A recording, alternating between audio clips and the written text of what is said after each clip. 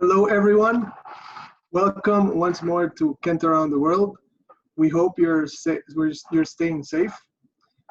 Today, I have the great pleasure of introducing Professor Sandra Erkens.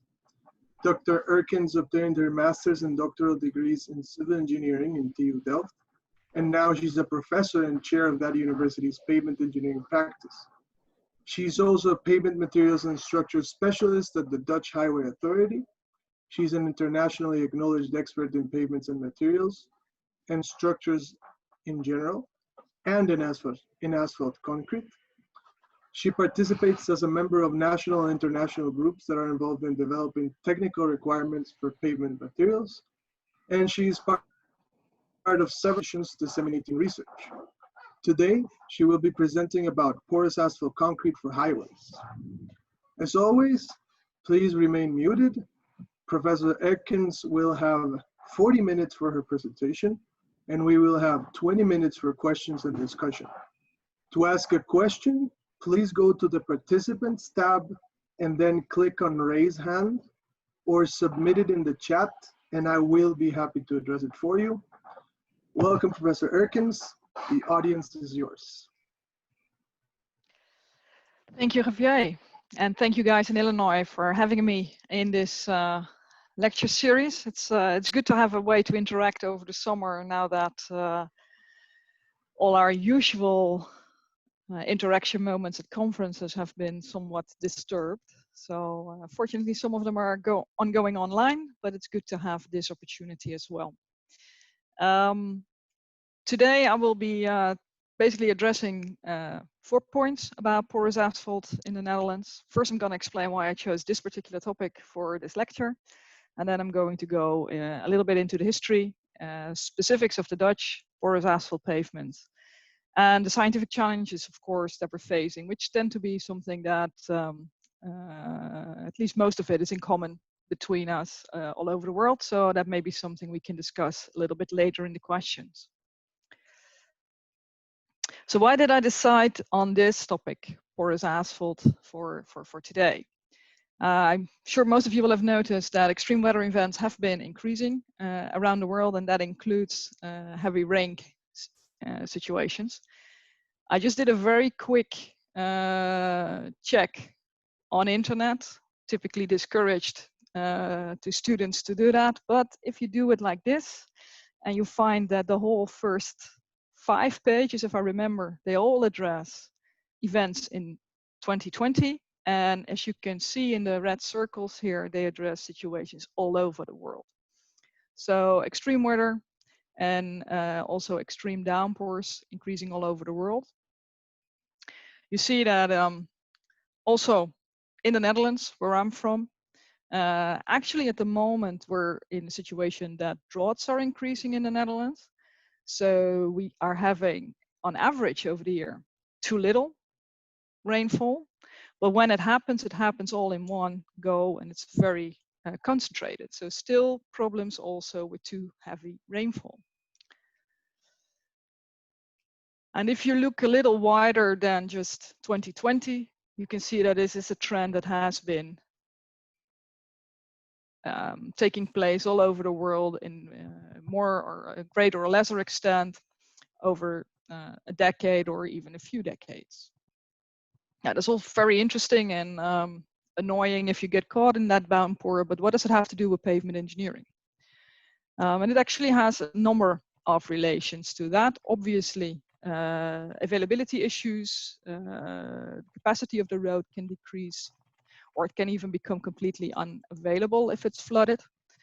It causes safety issues. There's several sites to be found on the internet and publications to be found where you can see those aspects of visibility, friction reduction, of course. And beside that, there's also the effect on the material itself.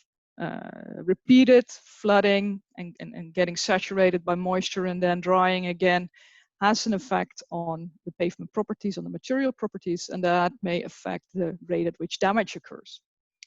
So those are a few of the reasons that I'll be addressing this topic today. And just to make it come alive to those of you who are more visually oriented, This is a picture of a highway near Amsterdam, capital of the Netherlands. 6 years ago, just about, and you can see that indeed part of the highway here is completely flooded with water, slowing down the traffic and causing major traffic jams for people trying to get away from work and going back home. It doesn't only happen in the Netherlands, it's something that is well known all around the world. All of us can get involved in this. So as pavement engineers, we are faced with these challenges. We try to ensure the capacity, the safety, and also the performance of our pavements throughout their life cycle. And porous pavements can be part of the solution. Porous asphalt concrete is what we call it in the Netherlands and in Europe. In the US, it's often called open-graded friction courses. And that's a subset of porous pavements. And it's a subset I'll be focusing on today because it's what we use a lot in the Netherlands.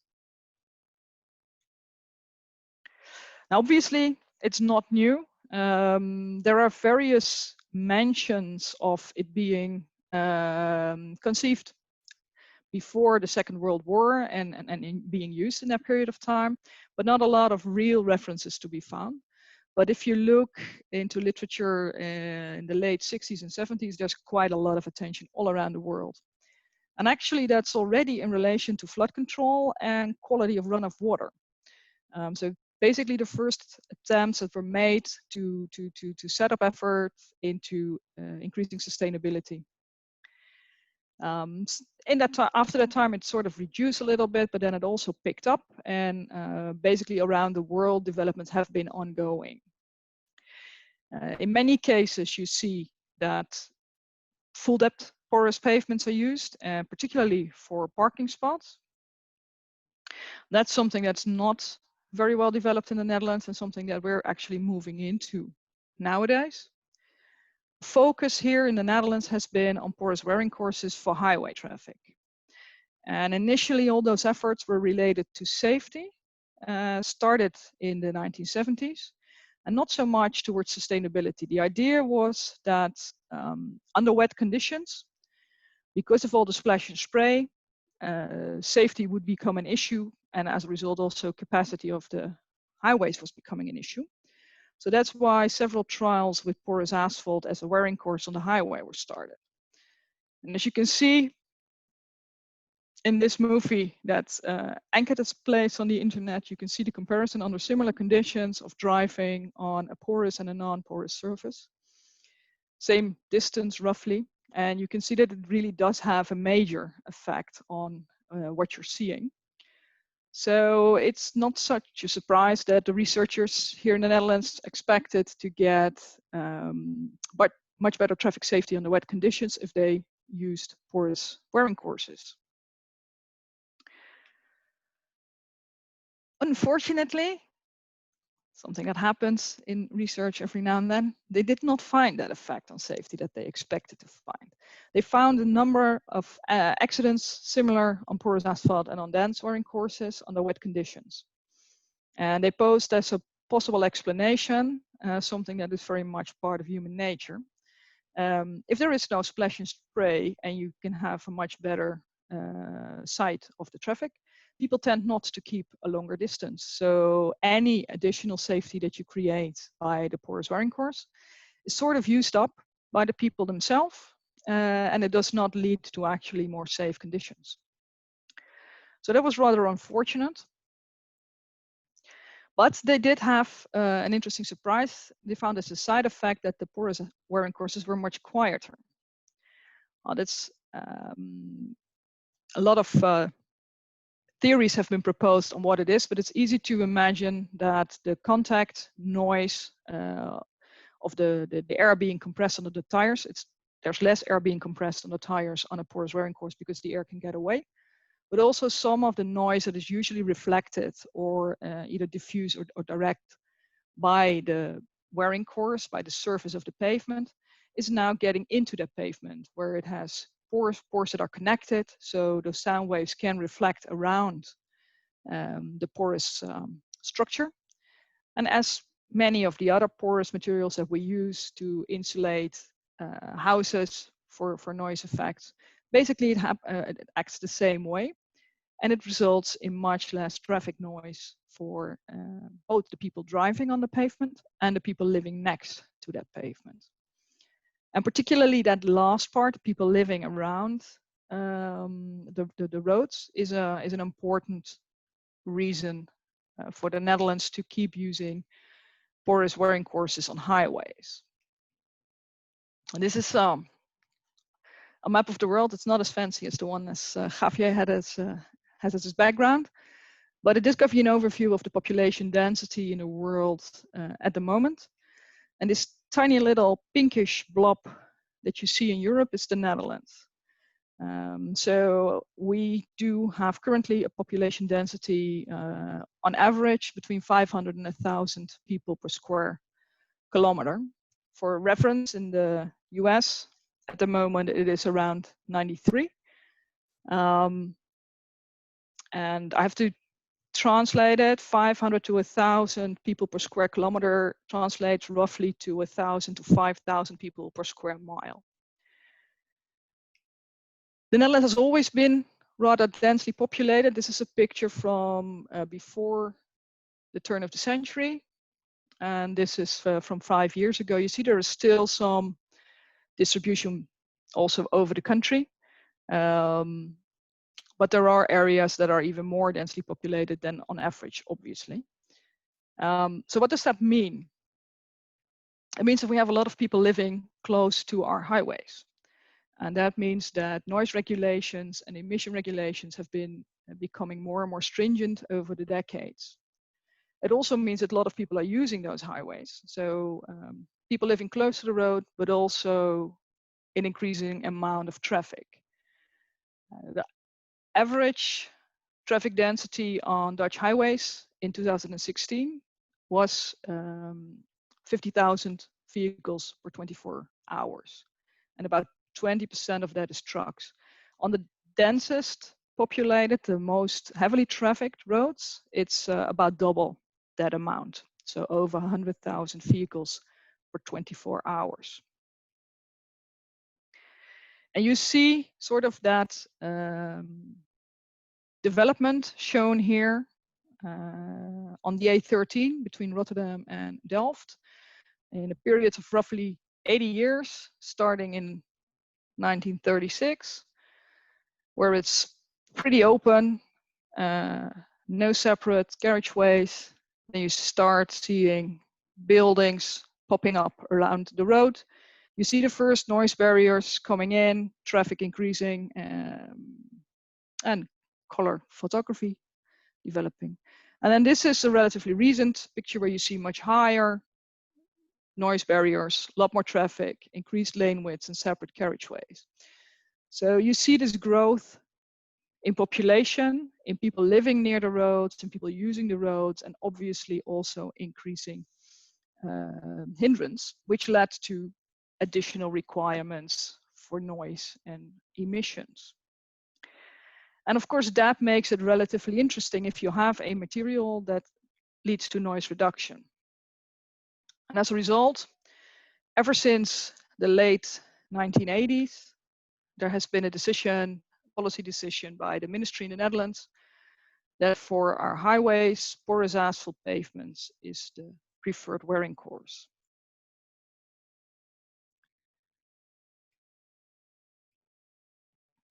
So what does that then mean? What kind of characteristics do those Dutch wearing courses have?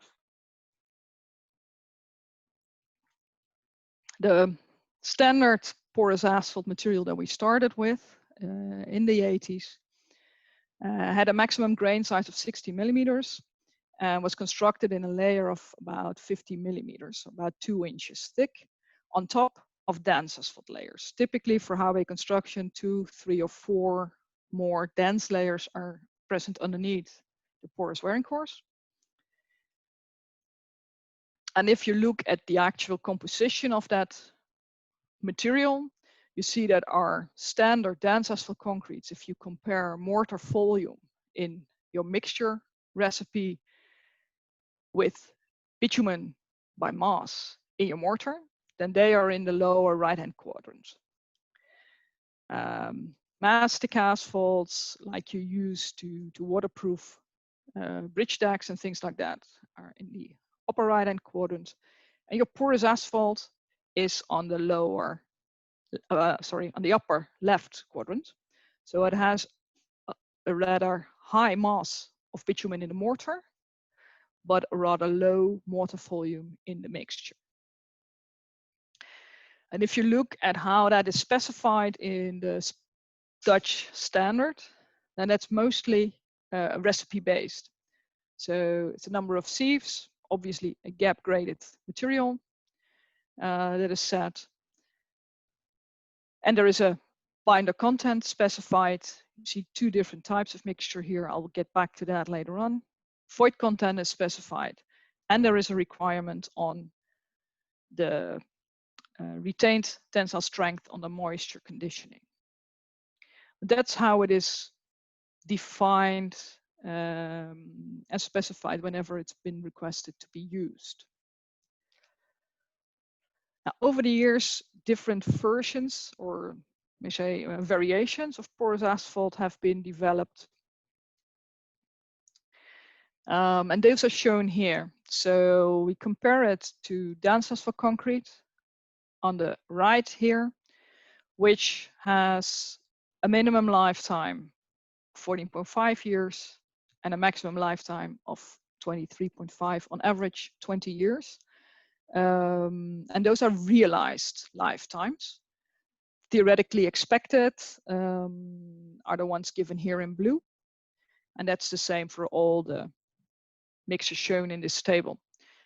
The reason that I make a distinction between the expected and the realized lifetimes is something that has to do with the introduction of new materials and new mixtures. When you design it, you already have an assumption or an aim of what kind of lifetime you want to achieve.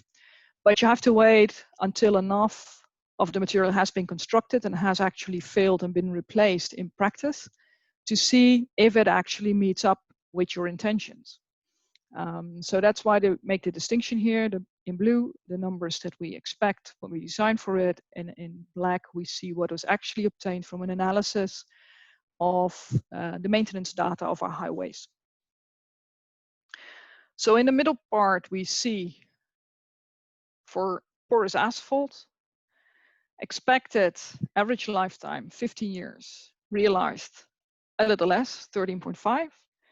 Expected maximum lifetime about 18 years, that's higher, nearing the 23 years.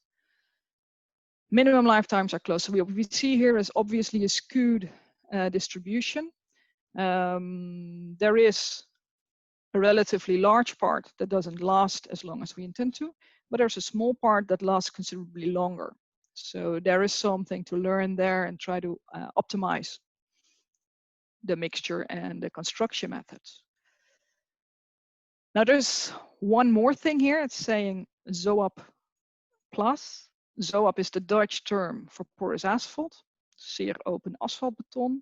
And the plus is a mixture that was developed early this century, which has a bit of extra bitumen in it. So it has the same grading, but it has about 1% by mass extra bitumen in it.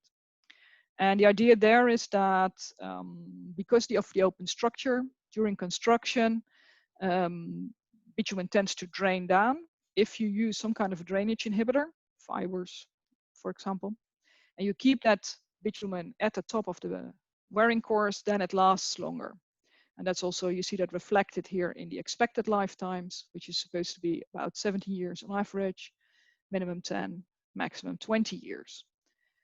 And these are only given in blue because we do not have enough of a population that has actually been replaced at the moment to be able to see if we are indeed realizing those numbers. So that's why there are no black numbers showing here. And then there is one more type of porous asphalt that I want to show you. That's called twin layer or two layer porous asphalt. And that refers to the fact that you can see it here in the picture. There is a layer of finer graded porous asphalt on the top with a normal porous asphalt, if you will, underneath. again on a dense asphalt concrete layer. This is about 1 inch of the finer graded mixture on 2 inches of the normal mixture, and that's meant to provide additional noise reduction. And here again you see only expected lifetimes, because also from this material, even though we've been working with it for about 10 years now, the population of failed sections is just not large enough to really do a reliable statistical analysis. Hopefully between now and 5 or 10 years, we will get some black numbers here as well. Now looking at the original aim of porous asphalt, you see here a slight noise reduction already for dense asphalt concrete. That's because we're looking at dense asphalt concrete with 16 millimeter grain size, and the reference in the Netherlands is 11 millimeter grain size. So you see between 2 and 4 dB, so about half the noise impact for porous asphalt compared to dense asphalt. And then from twin layer porous asphalt to normal porous asphalt, there is again 1 to 2 decibels difference. The final thing that I wanted to point out to you is at the bottom, costs expressed as a function of the cost of dense asphalt concrete. You can see that porous asphalt is considerably more expensive than dense asphalt. It has to do partially with the quality of the aggregates you have to use, and partially with the extra care you have to take in constructing the pavement. Despite the fact that it's more expensive, it is still considered to be a cost-effective solution for the Dutch highway system. And it's not because we like paying for the extra air that's in there, but it's because of the noise reduction. Because that extra noise reduction that you get from these open mixtures, if you want to achieve the same noise levels with a dense asphalt concrete wearing course, you have to construct much higher and massive noise barriers. And per square meter of pavement, the porous solution is cheaper if you also account for the costs of the noise barriers. So as a result, if you look at the Dutch highway system, you can see that in this picture, then most of that is covered in porous asphalt. So the green lines here, they are not porous asphalt. This one is actually an ongoing construction project. It will eventually become porous asphalt. But the blue lines are regular porous asphalt. The red ones are have a wearing course of twin layer porous asphalt. And as I said, regular porous asphalt has a grain size of 60 millimeters, constructed in a 50 millimeter 2-inch thick layer. Whereas twin layer porous asphalt consists of a 1-inch thick, fine graded top layer on top of a 2-inch regular PA layer, providing that extra noise reduction that we aim for.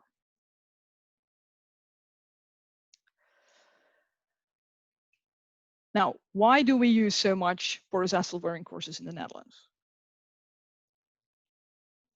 Obviously, the decision reason was for noise reduction. As I just mentioned, it is also cost effective if you take into account the noise regulations that we have in the country at the moment. But additionally, if you talk to road users, you see, or pavement managers for that matter, you see a number of extra advantages being mentioned. One is that pavements with porous asphalt wearing courses rarely show rutting problems because of the different characteristics and the stone skeleton carrying the load in the top layer. And what drivers tend to say is that during rainfall, where we initially started the development for, but we could not show that increase in safety, still drivers find those advantages nice. They don't run the risk of losing control due to aquaplaning. They have much better sight under wet conditions. They can drive more comfortably. It's less fatiguing. And then additionally, there's also the fact that because the water does not run over the pavement, but through the pavement, the actual quality of the runoff water getting out of the wearing course has a higher quality. It's less polluted. So all in all, enough reasons to keep using it. Now, what are typical aspects of basically maintenance of our wearing courses? One is that the hard shoulder or the safety lane, emergency lane, has to be cleaned. We do that twice a year with a sort of a vacuum cleaner. On the driven lanes, we do not have to do it. The theory is that it's the traffic itself and the air they pump through the pores of the porous asphalt that keeps those lanes clean. And this is a picture of those vacuum cleaning trucks that are used for that. Throughout the service life, we also monitor pavement performance, of course, and specifically stone loss, raveling, which is 85% of the cause of maintenance on porous asphalt, is measured by an adaptation that has been made to a pneumatic road analyzer. It's a texture measuring laser on top that actually takes into account the stone loss. And it's a stone loss that eventually decides on whether or not maintenance is needed. If we do go for maintenance, there are at the moment 4 techniques available. The one is a preventive maintenance technique, which is rejuvenation. The second is a maintenance technique used when already some stone loss has taken place. It's using open emulsion sand asphalt. It has about 25% pores itself. You see the principle here. So there's like a sand mixture with emulsion sprayed on top of the pavement. It's a rather brittle material. So where there are no stones missing, you drive it off. And if there are stones missing, it fills the gap, basically locking the surrounding stones in place, and the stones themselves lock the sand skeleton in place. And that works pretty well in preventing additional stone loss for a number of years. If you've gone beyond that amount of stone loss, you can use 2 other techniques. One is called a thin inlay, where only the top inch of the porous asphalt is milled out and replaced by the top layer of a twin layer porous asphalt. That's only used on the right-hand lane to keep it in sufficient shape until the whole carriageway is maintained. And that's the final option. It's a full inlay, where you take the full PA layer off and you replace it by a new one. Now, of course, the challenge with any maintenance technique is when am I going to apply it? And the results that you see here are from, on the left-hand side, from a study done in the development of porous asphalt plus, so with the additional percentage of bitumen. You see that here. So the original composition is 4.3% penetration 7100 bitumen, 2 variants with polymer modification. And then we also have higher percentage bitumen with fibers, and again, polymer modification. And the idea, they did a number of tests trying to link it to the initiation and progression of raveling. And probably that matched best was penetration of the reclaimed bitumen. So what you see here is for those various mixtures, the development of penetration over time. And it's compared to the average development of raveling over time obtained from all the porous asphalt pavements applied at that time from the actual maintenance scheme. And as you can see, there's quite a change in hardness already occurring before really raveling develops. And in general, this whole degradation of the hardness is expressed on an average curve. And if you match that with the chance of failure in raveling, you can say that roughly before really the raveling starts developing is a good point in time to apply the preventive maintenance technique. The onset of the steep part of the curve, you can do the open emulsion sand asphalt. When you're reaching the end of the steep part, you can use on the right-hand lane your thin inlay. And when you go beyond that, it's time for a full replacement of your wearing course. So that's how we go about planning the kind of maintenance on our porous highways.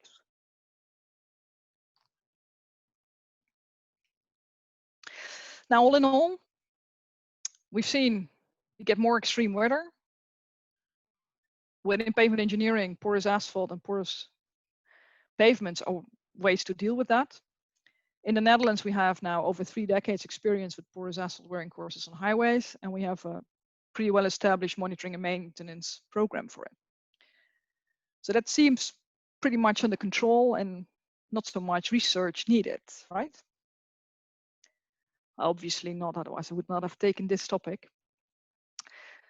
It's definitely not, because the lifetimes that we're predicting and that nice curve we were just looking at, they're all based on past experience. We know we get extreme weather events. We know that also affects the properties of our materials and particularly the degradation of our materials, but we have no real tool to assess to what extent it does that. At the same time, we see that there are a lot of changes happening in the materials that we're making our asphalt concrete with, the dense ones as well as the porous ones.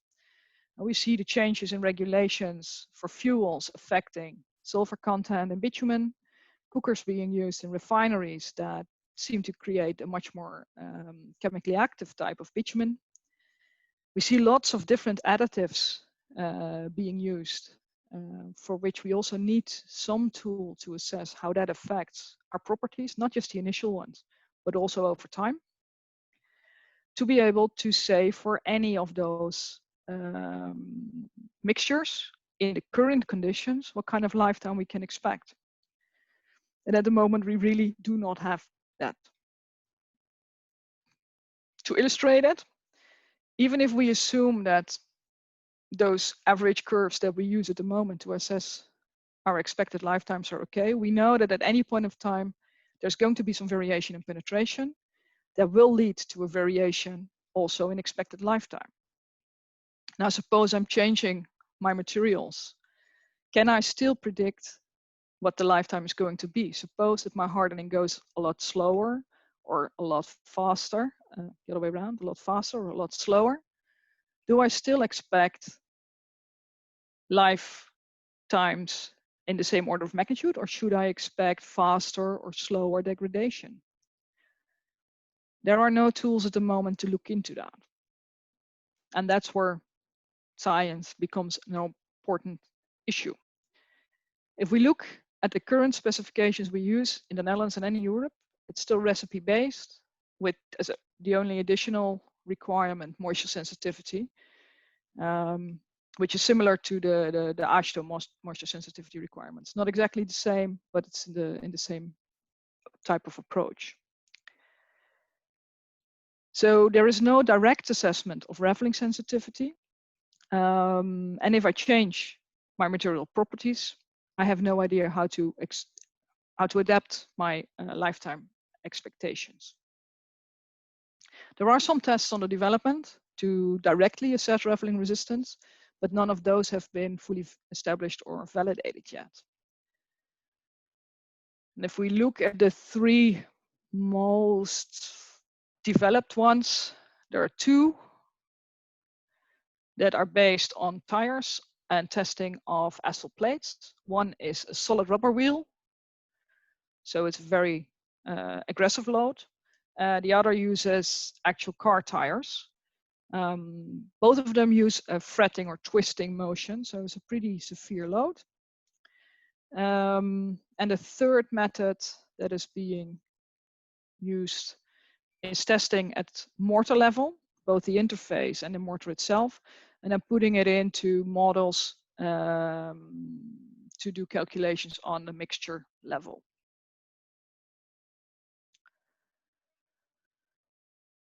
And in the cases of testing mortar, obviously you need also upscaling.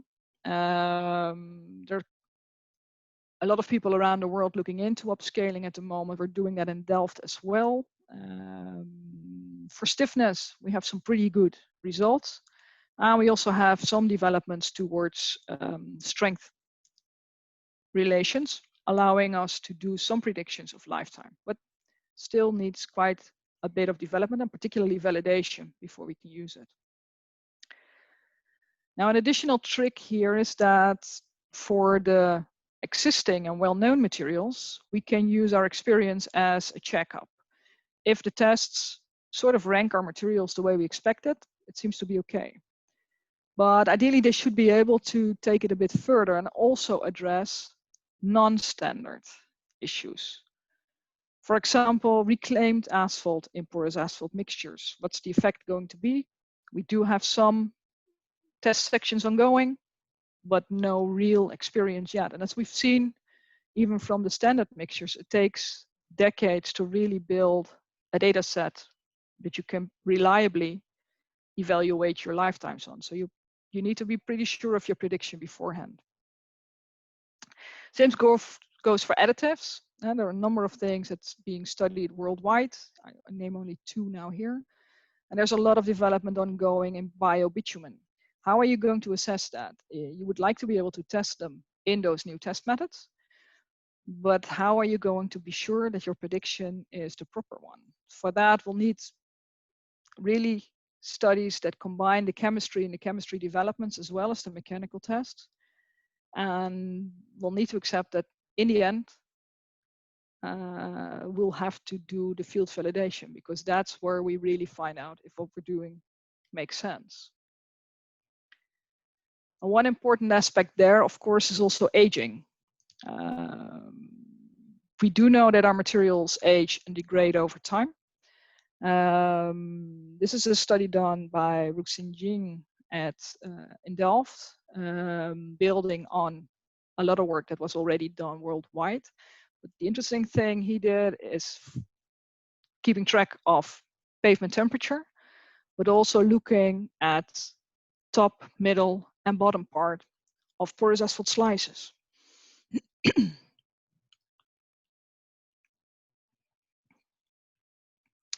as you can see, the development of the aging products, both chemically, but also the properties, this is going from the top down to the bottom, do vary with the depth of a pavement. In a porous asphalt, oxygen can penetrate the structure throughout time.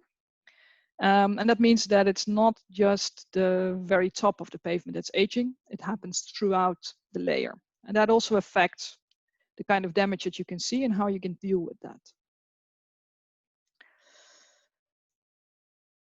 And one more thing that has been addressed a lot over in research all over the world in the past decades, moisture damage. We know that depending on the composition of our material, sensitivity to moisture and diffusion rates vary. And that will also affect what you can see in a pavement. You see here are simulations of moisture uptake and damage development in the indirect tension test for a porous asphalt on the top and a dense asphalt at the bottom. And you see that where in the unconditioned state, you see damage patterns, even in the porous asphalt, that are as you expect them in these tests. That changes when moisture is present. So the weakening of your specimen varies over the specimen, and that affects the kind of damage that you see. If we link that to the kind of tests that we do, the moisture sensitivity tests, we see that for the dense asphalt concrete, we find a reduction at the long end of the scale to nearly 80%. For the PA, initially, it's under 60%. Because the initial strength itself, the actual measured strength, is already less than the dense asphalt concrete. But if a little change in the moisture sensitivity is made, if the diffusion is a little less fast, you find that percentage-wise, the reduction is much less. So it illustrates that moisture is indeed a very important parameter, but also that knowing what happens in your specimen and in your test method is important to really be able to do predictions. Now, obviously, taking into account all these effects is interesting, but eventually we'll need to combine them because the aging happens while there is also moisture in place. We have extreme weather cases, making the moisture issues even more important, and raising also issues of the interaction between the various processes. And in the meantime, we're also changing our material composition and our material type. So there's quite a lot of things ongoing, which basically define the need for a fundamental approach to all those degradation mechanisms. Because without a fundamental approach, we're not going to be able to keep up with all the changes. And that brings me to the last thing I wanted to point out, which has not so much to do with the material properties, but it does have to do with safety. Because the ability of the porous wearing courses to deal with the flow of water is gradually becoming an issue. Road widths, slopes are becoming dependent on actually the kind of moisture and the kind of rain that we expect to happen. So more detailed studies of water flow through pavements are also becoming a topic. And that, of course, relates back to all the other moisture studies we're doing. So plenty of stuff ongoing. To wrap it all up, we are facing a lot more extreme weather conditions, particularly rainfall around the world. We need to deal with that in pavement engineering. In the Netherlands, our approach for a long time has been using porous asphalt wearing courses on highways for noise reduction. We're now having the benefits of that also for dealing with rainfall, but we're running into the boundaries of that system because we see so many changes happening, and we need better tools based on a fundamental understanding of material properties and material degradation mechanisms to assess the lifetime of a material, preferably at the beginning. And that requires links to aging, moisture assessment, and the combination of those. That's something that we'll be working on in the next years to decades, I suppose. But also topics that I know lots of you are working on, and where I hope we'll be exchanging a lot of information at conferences and possibly cooperate on. Thanks.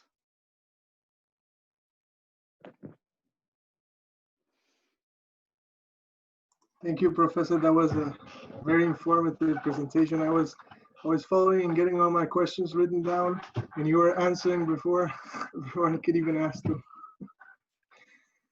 Okay, we have some questions in the chat, so I'm going to start with those. And well, actually, while I organize the questions, Egemin can go ahead and ask a question. He has his hand raised. Sure. Shall I start sharing my screen? Hi. It's up to you, I think. If you want, we'll go back to certain slides. Hi, I'm a PhD student here. Well, thank you so much for the presentation. Well, that was very interesting. In terms of pavement sustainability, is this more or less sustainable, or is that something that you look at and like something that in the future you're planning to address? Yeah, no, that's a good question. Thanks. Actually, that was one of the things that I had originally written down as part of this presentation, but I had to scratch it to make sure that I could fit in everything. At the moment, there is, if you think of the English term, like a parameter for sustainability assessment for pavement materials has been developed in the Netherlands. And all materials are being assessed in that sense. So for porous asphalt, but also dense asphalt concrete, obviously a lower lifetime will have an impact on your sustainability index. And what we see at the moment, because we see that particularly recycling has a very positive effect on your value. the way it is currently computed. And that's also one of the main developments we see at the moment. So porous asphalt with reclaimed asphalt in it is a development that's actually being driven from the way sustainability is currently assessed for pavement materials. Thank you. Okay, I'm going to start reading some questions from the chat for you. The first one is two-layer porous asphalt still the government policy, or are you using more a one-layer porous asphalt?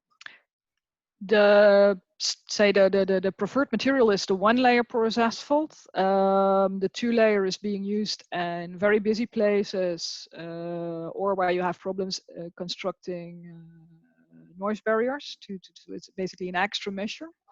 Also because there is a requirement that the noise cannot increase over time. So if traffic increases a lot, you want to have something that can reduce the noise further in the future. Obviously, people living near the road prefer to have the quietest solution at this point in time. So there's quite some pressure from locals often to apply twin-layer porous asphalt. At the same time, there's also work ongoing on even silent or even more silent mixtures. And it's going to be interesting to see in the future if we can balance that requirement for noise reduction with sustainability, a lifetime. That's going to be an interesting challenge, I think. All right, I have another question from Susan. It says, can you say more about the quality of water runoff? How big is the difference between a porous asphalt and a dense asphalt? It is considerable. I don't have the numbers in this slide, but there's been quite a study. The numbers that I base myself on are a bit getting older. There is at the moment a European study ongoing from the Council of European Road Directorates, updating this again. It's not been published yet, but I've heard that the results are the same. Basically, still the quality of water runoff is better in the porous asphalt. I think it has to do with the fact that some of the debris basically stays in the hard shoulder, which is being cleaned twice a year, in which you take it out, and then that material is deposited as a landfill stuff, but it doesn't go into the surface water itself. So that's the effect you're seeing there. All right, I have a follow-up question about that actually. Do you guys use salt in the winter in the roads, and is this clogging the porous pavements? We do use salt in the winter on the roads if the conditions require it.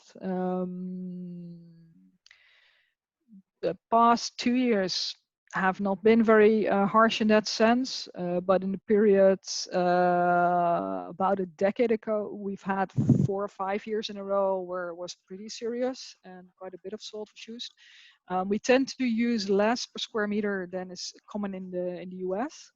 And typically it's used in moist condition, which sort of makes it stick to the surface. So there is a separate regime, say for the porous asphalt wearing courses as compared to dense asphalt wearing courses, but it has developed into a very efficient way of doing it. So where I think in the early 80s there were some cases where there was pretty unsafe conditions when winter prevailed, but currently that's not the case anymore. There's not really much difference between the conditions on the porous asphalts and the dense ones. All right, we're gonna hop on to another question. Does the Netherlands incorporate currently RAP in their porous asphalt mixtures? And if yes, what is the typical RAP content? Okay, for the dense asphalt, we use a lot of RAP. Up until 2008, it was at least 50%. Now that is going to 60 to 80% in combination with rejuvenators. In the standard for porous asphalt, it is still being excluded. But the Dutch Highway Agency has validated a number of innovative porous asphalt mixtures. I can't be quite sure how many there, but I think about 5 or 6 mixtures from various contractors, which contain reclaimed asphalt percentages between 25 and 35–40% in porous asphalt. They're considerably high compared to what we're using here, I think. We're going to hop on to another question.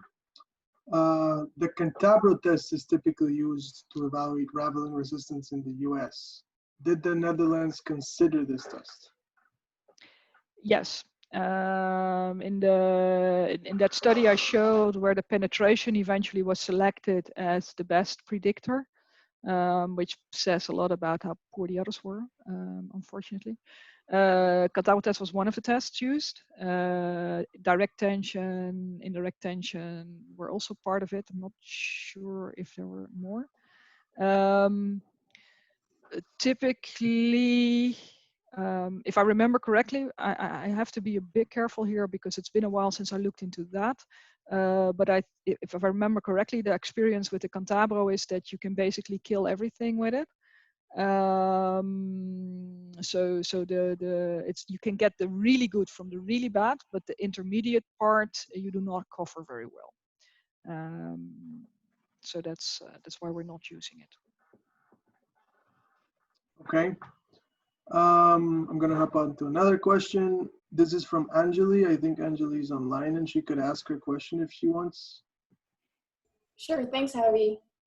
Thank you, Professor Erkens. My name is Anjali Jamie from the University of Illinois. First, great presentation and work, and actually reading my question as I have entered into it. But I was curious if you can shed some light on how the findings of your modeling, which has been extensive, how it has been integrated or changed the PA design for you guys. Okay. The way the modeling has been integrated in PA design, it's an interesting question. It's integrated to some extent in the PA evaluation. In the actual design, I'm not so sure. I think that is still a lot trial and error there. What we see now is developments where producers of bitumen are getting more interested in mixture design because there's more tailor-made efforts in the bitumen area. And they tend to be more focused on modeling and laboratory assessment. So I think we'll see an uptake of that in the future. We've seen some use of models in certain specific designs, but not so much in the porous asphalt mixture design. That's I couldn't really give an example of that. Thank you. Right, I have a question here about cold mix asphalt. If you could shed some light on it, highlight how the software analysis of moisture susceptibility is being used on this, if any. Could you elaborate on that, if possible? On the cold mix, the moisture sensitivity is not that much studied. So the moisture sensitivity requirements are really for the hot mix asphalt, and at the moment being developed for warm mix. The emulsion asphalt repair system that I showed, if you have limited stone loss, that is very much volumetric mix design. So there's no specific mechanical test for that kind of material because it's also very fine graded material. So it's really just a repair system.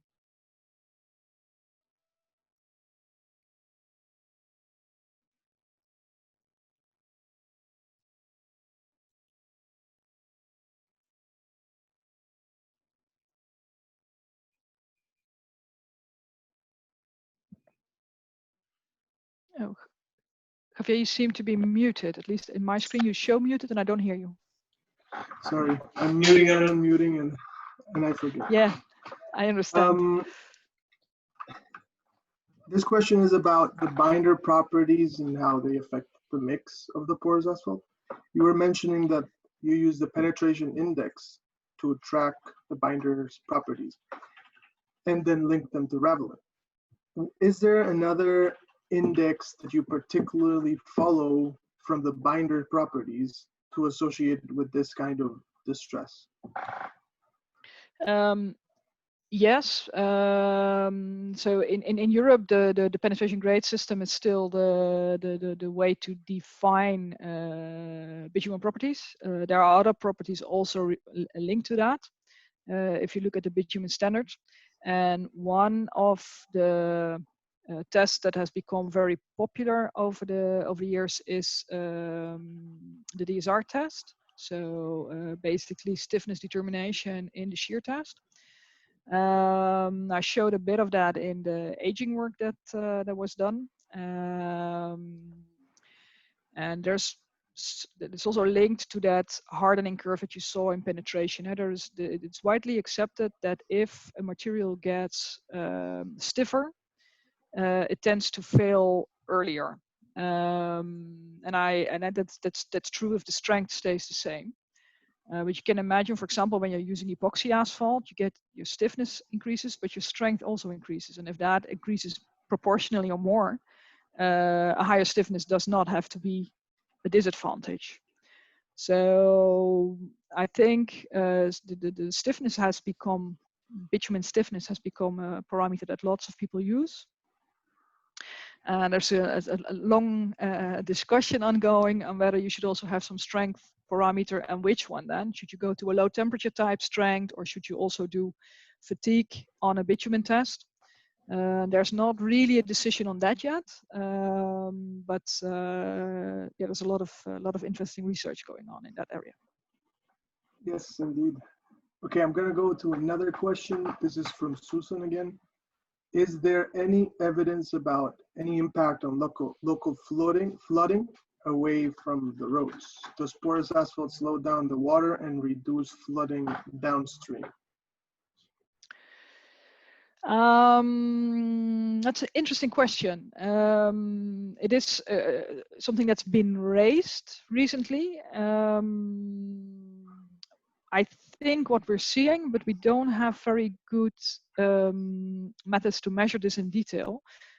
I would hope to start a project on that sometime soon. But particularly if there is some material present in the hard shoulder, you'd expect some water retainment in the porous asphalt. But honestly, because it's 2 inches thick, I don't expect it to be huge, the effect. And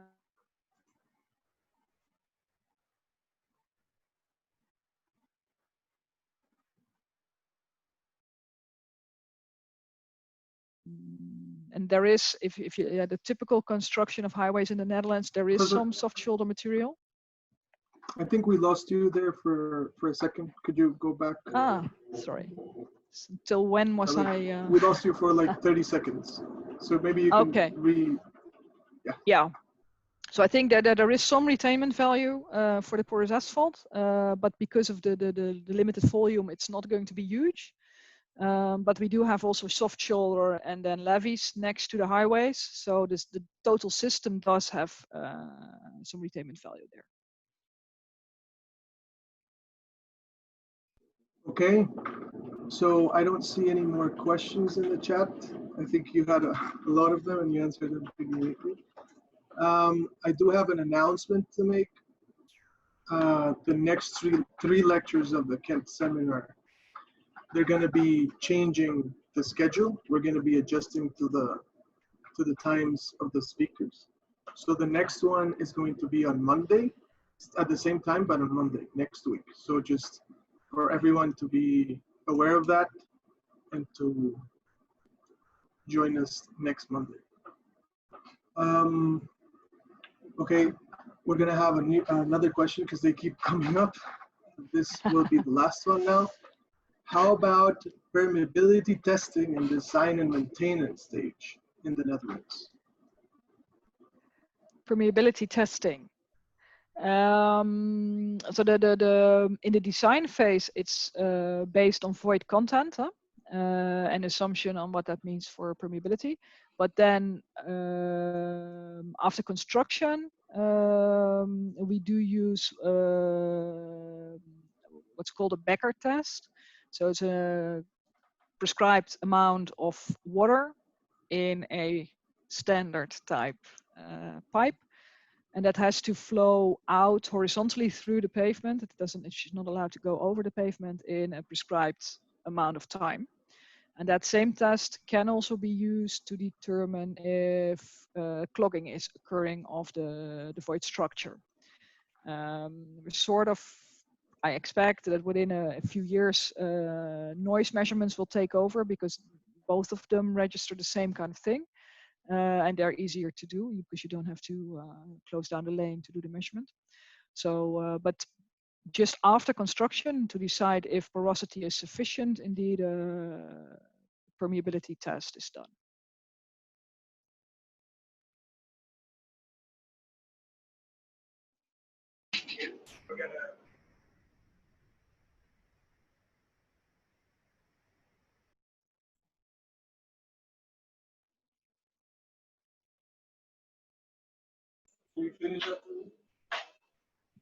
Hello?